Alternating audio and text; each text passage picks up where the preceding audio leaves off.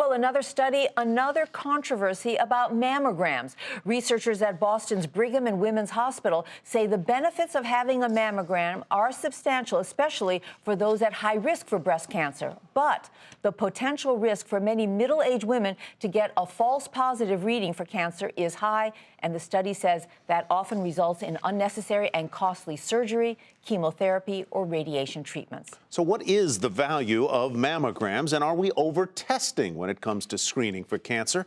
With us now, Dr. Nancy Snyderman, Chief Medical Editor of NBC News, and Dr. Gilbert Welch, Director of the Center for Medicine at the Dartmouth Institute. Welcome to both of you. Nancy. Hey, Tyler. Great to see you. In common language, what did the study say, and what should women do? This study looked at the last 50 years of medical research looking at mammography, and the researchers concluded that we overstate the benefits and we understate the potential harm of screening. As you know, 5 years ago, a U.S. task force suggested that routine mammography in women ages 40 to 50, women with no risk factors, was in fact poorly spent money, unwarranted, and leads to all kinds of problems because of overscreening, and that we should start screening at 50.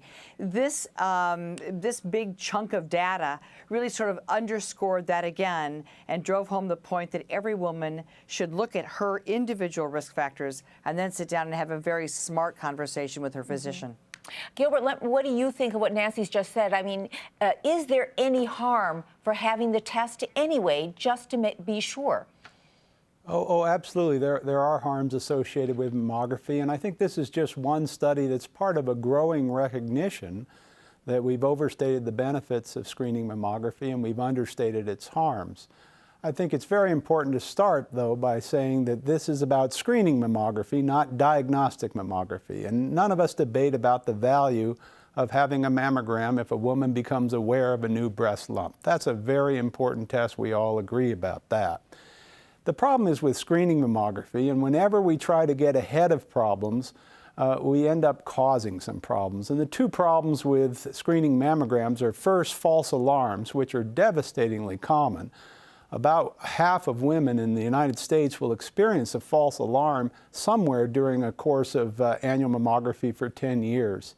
And then this other problem, which is less familiar, but the problem of overdiagnosis, that is, finding a cancer that will ultimately never matter to the patient, except we as doctors don't know which ones they are, so we end up treating everyone. So that means some women are being treated unnecessarily for breast cancer. So it's a very vexing problem.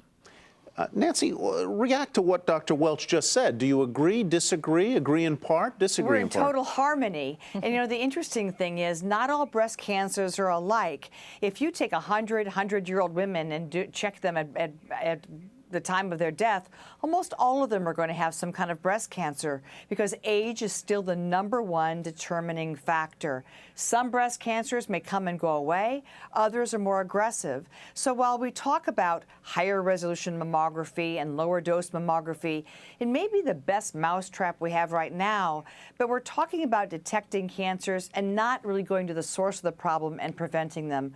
You know, we really haven't had the hard conversation in this country about how to spend our money, how to screen wisely.